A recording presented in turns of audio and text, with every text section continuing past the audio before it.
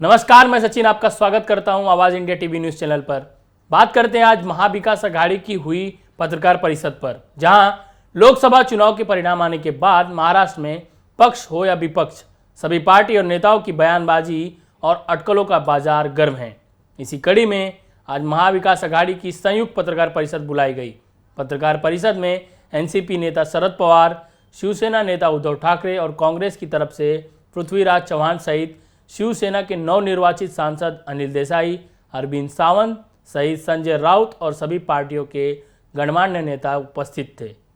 पत्रकार परिषद में महाविकास अघाड़ी के नेताओं ने एकता दिखाते हुए बताया कि हम साथ साथ हैं और आगे भी रहेंगे।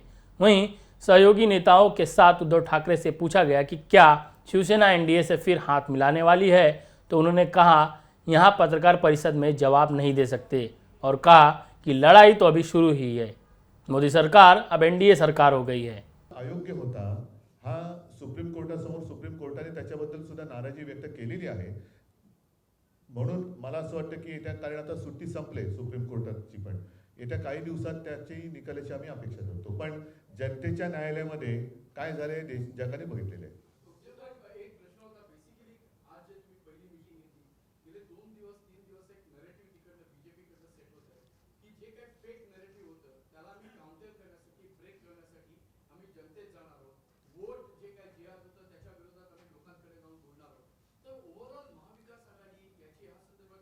नाही, वोट जिहाद म्हणजे काय? कारण स्वतः नरेंद्र मोदीजींनी सांगितलं होतं की ते त्यांचं बालपण मुस्लिम कुटुंबियांच्या सान्निध्यात गेलेलं आहे। ईदच्या मिरवणुकीत ते ताज्या खाल्लं जायचे, त्यांच्या घरचं जेवण ते जेवायचे। आता मग त्या खाल्ल्या मिठाला ते जागलेत की नाही जागलेत? त्याच्यामुळे वोट जिहाद हा शब्द मला काय कळलेला नाही। मोदींनी पहिले सांगावं, जर ते लहानपणी त्यांच्या शेजारच्या मुस्लिम कुटुंबियांकडचं जेवण जेवत असतील तर त्या मिठाला ते जागलेत आणि जागणार आहेत की नाही जागणार आहेत?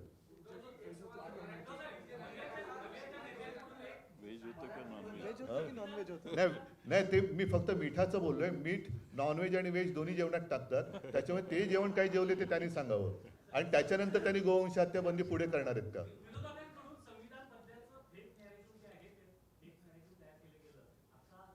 काय मला परत प्लीज।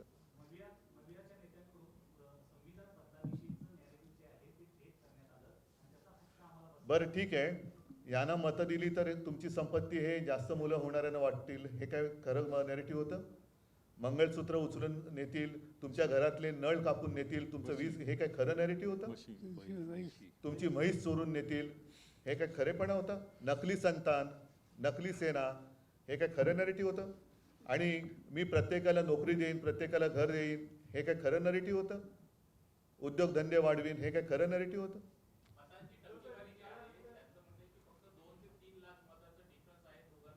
एकूण जर का देशाची लोकसंख्या लक्षात घेतली तर 140 कोटी पैकी मतदानाचा अधिकार वयाप्रमाणे किती लोकांना आहे ह्याचा आकडा मिळेल आणि त्यापैकी भारतीय जनता पक्षाला किती मतं मिळाले आणि उरलेली कित्येक कोटी लोकांनी भारतीय जनता पक्षाच्या म्हणजे मोदींच्या विरोधात मतदान केलेलं आहे, ही सुद्धा टक्केवारी सगळ्यांसमोर आली पाहिजे। मला वाटतं बाकीच्यांना जरा विचारा।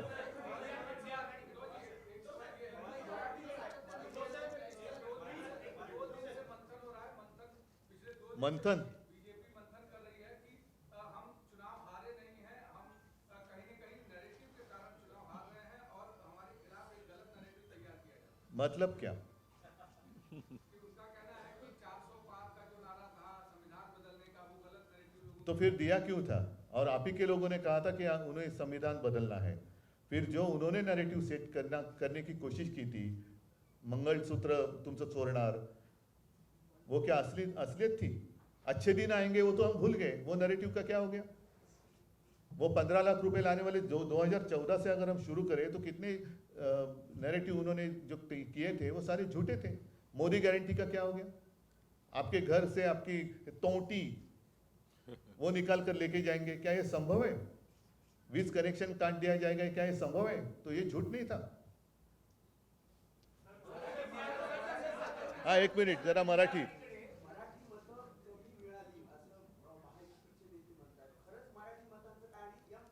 मराठी मतं का कमी मिळतील? काय असं काय कारण आहे? एम म्हणजे मराठी आलंच ना। एममध्ये मराठी नाहीत.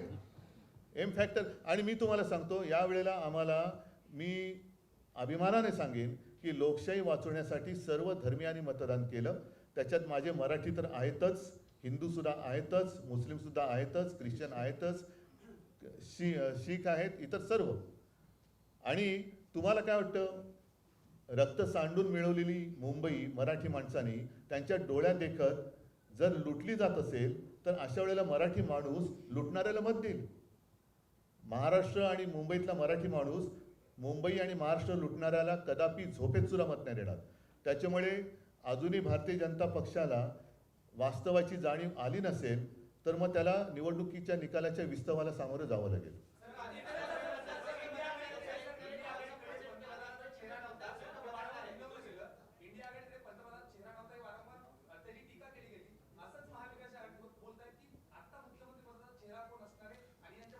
त्यांच्याकडे कोण असणार पहिला ठरवा ना.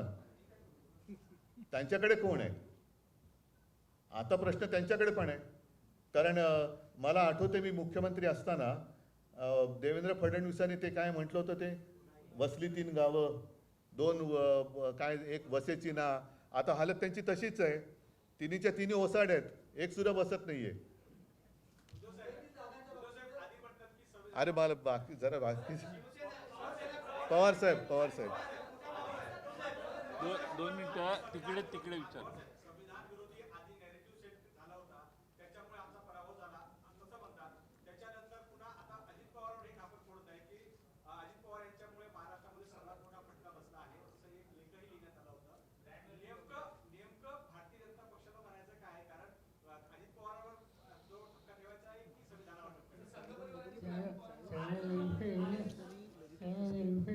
सांगायचं की महाराष्ट्राच्या जनतेने आमचा पराभव केला.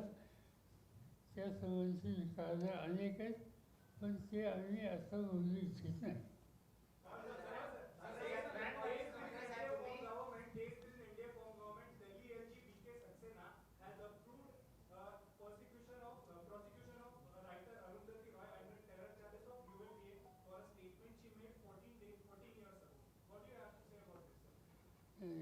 जे काय स्टेशन त्यांनी केलं इतक्या जुन्या काळाचं, ते काढून आताची कारवाई केली जाते ती अगदी पूर्णपणानं सत्तेचा गैरवापर आहे.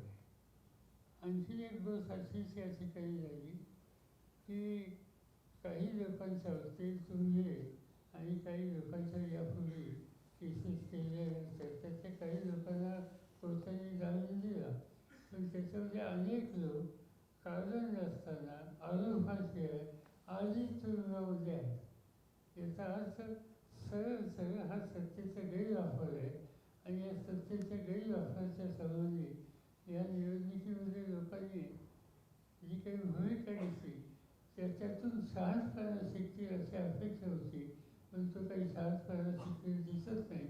आणि त्यावर आणखी 3-4 महिन्यांनी लोकांच्या समोर जायची संधी ज्यावेळी मिळेल तेव्हा लोक त्याचा पूर्णपणानं विचार करून ठोस निर्णय घेतील.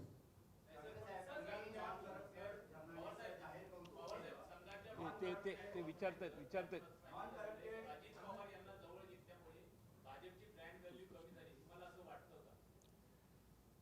प्रश्न समजला नाही. अजित पवारने घेतल्यामुळे भाजपची ब्रँड व्हॅल्यू कमी झाली. त्याचं काय, त्यांचा अनुभव काय तो त्यांनी सांगितलं. आम्ही त्याच्या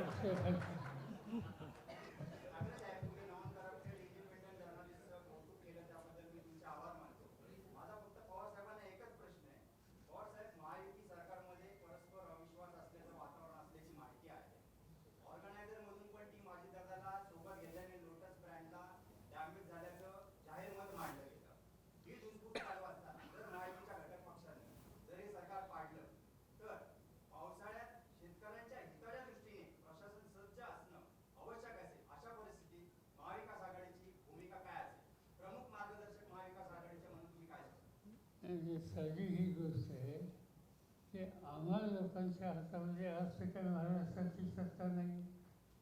आज सत्ताच कुणाच्या हातातही काही सांगायची गरज नाही.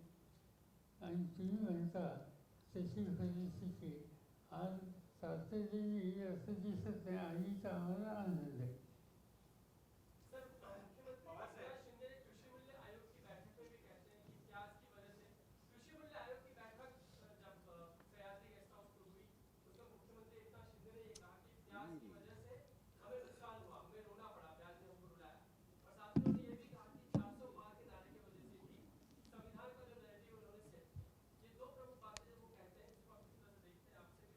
ये सीधी बात है, प्याज पैदा करने वाला किसान तो नाराज था, इसे कोई दो बातें नहीं, मगर वहाँ तक सीमित नहीं. इस महाराष्ट्र का, इस देश का किसान बाय एंड लार्ज ये सरकार की बीजेपी के खिलाफ था और आज भी इसमें कोई बदल हो गई ऐसे मुझे दिखता नहीं.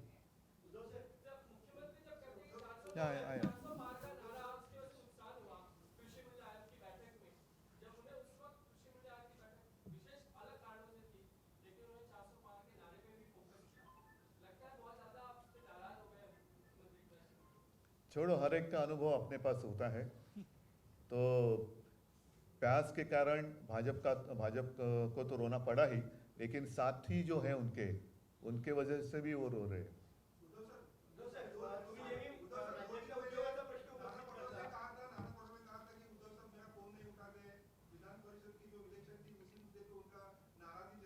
तो झाला, विषय संपला. त्याच्यानुसार आम्ही निर्णय पण घेतला. कोकण पदवीधर मतदारसंघामध्ये आम्ही काँग्रेसला तिघांनी मिळून, म्हणजे दोघांनी, काँग्रेस व्यतिरिक्त आम्ही दोघं आहोत आणि बाकीच्यांनी पाठिंबा दिला आहे. आणि इतर 3 जागांमध्ये काँग्रेस राष्ट्रवादीने आम्हाला पाठिंबा दिला. आरोप नाही, वस्तुस्थिती आहे. कोण?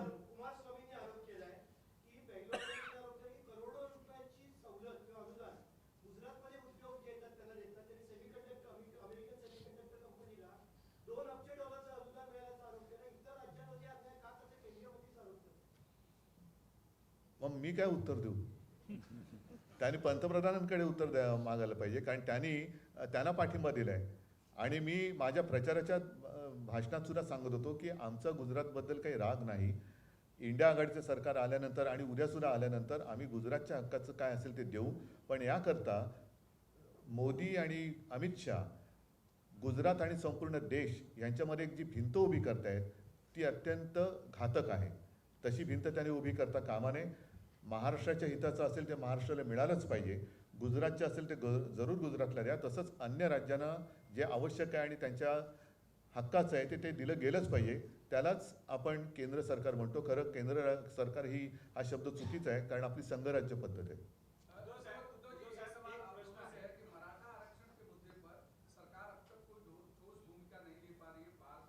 हम सरकार में नहीं है. जिनके हाथ में सरकार है उनको पूछो.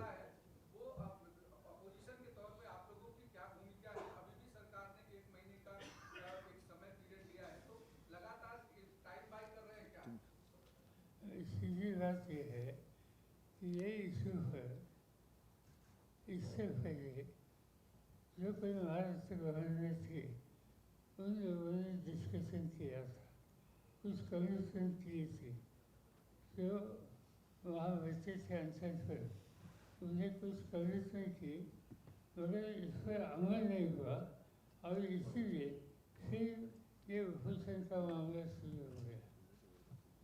जो कुछ बातें सरकार ने एक्सेप्ट की थी, कमिटमेंट की थी, इस पर जल्दी से जल्दी अमल करना ये फर्ज आज ये गवर्नमेंट का है. ये स्थिति हाथ के बाहर जाने की नौबत न आना, इसकी आज आवश्यकता है सामाजिक दृष्टि.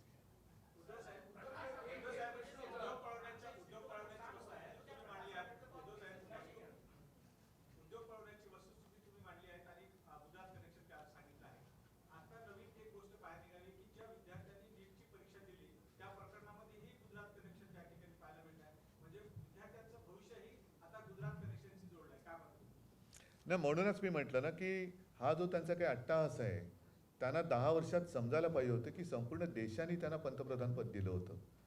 आता कसं बसं त्यांचं पंतप्रधानपद वाचलंय. ते किती दिवस हे सरकार राहील हे काय सांगता येत नाही. आणि गुजरातमध्ये जर का हे अशी सगळी चालूगिरी करायला लागले तर त्यांचं मूळ राज्य आहे तिथेच त्यांच्या आसनाला सुरुंग लागेल. आणि एकूणच जे काय मगाशी तुम्ही नरेटिव्ह म्हणतात, नरेटिव्ह एका बाजूला, पण ह्यांच्यामध्ये खरेपणा नाही आहे. हा सगळा फोलपणा आता देशाच्या जनतेच्या लक्षात आलेला आहे. यावेळेला मी परत सांगेन की मला अभिमान आहे की देशातली जनता जागी झाली आणि आणखीन सुद्धा एक थोडाफार विश्वास काही लोकांचा मोदींवरती होता, भाजपवरती होता, तो या निकालामुळे आता साफ उडालेला आहे. येत्या निवडणुकीत आणखीन चित्र खूप बदललेलं आणि देशाच्या दृष्टीने सुधारलेलं दिसेल.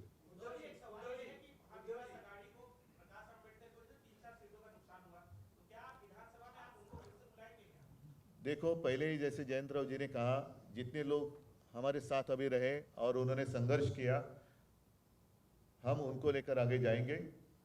और कुछ लोग अगर आना चाहते हैं, सिर्फ ये या वो ऐसे नहीं, तो खींचातानी किए बिना अगर वो आना चाहते तो देखेंगे. लेकिन मैं जिसका नाम आपने लिया वो नाम लेकर मैं कुछ नहीं कहना चाहता, मैं जनरल बात कर रहा हूँ. ठीक है.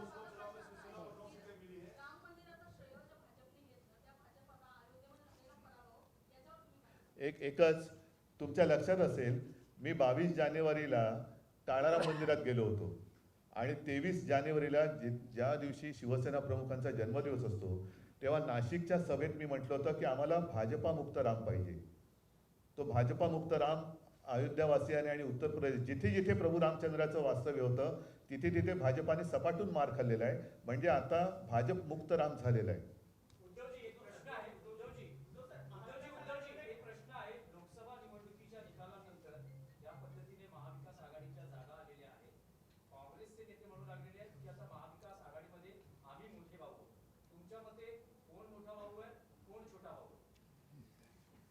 या निवडणुकीमध्ये मोठा भाऊ छोटा भाऊ वगैरे काही चालणार नाही. प्रत्येक मतदारसंघामध्ये आम्ही बसून सर्वात चांगला उमेदवार कुठल्या पक्षाकडे आहे आणि मागच्या निवडणुकीचे संदर्भ घेऊन जागा वाटपाचा निर्णय घेऊ. आमचा प्रयत्न आहे की लवकरात लवकर तो निर्णय होईल. आज प्राथमिक बैठक आमची झालेली आहे, त्यामुळे बाकी तुम्ही याच्यात काही जाऊ नका. मला वाटतं पृथ्वीराजजींनी उत्तर दिले ना, वेगळं काय याच्यातच आमची एक वाक्यता दिसते.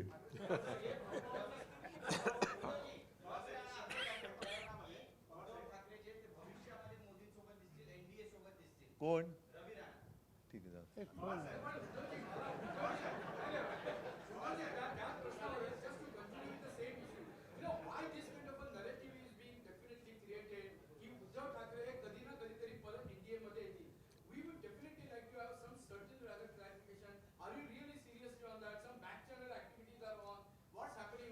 बरं ठीक आहे, मला समजा जायचंय, यांच्यामध्ये बसून आता हो सांगू.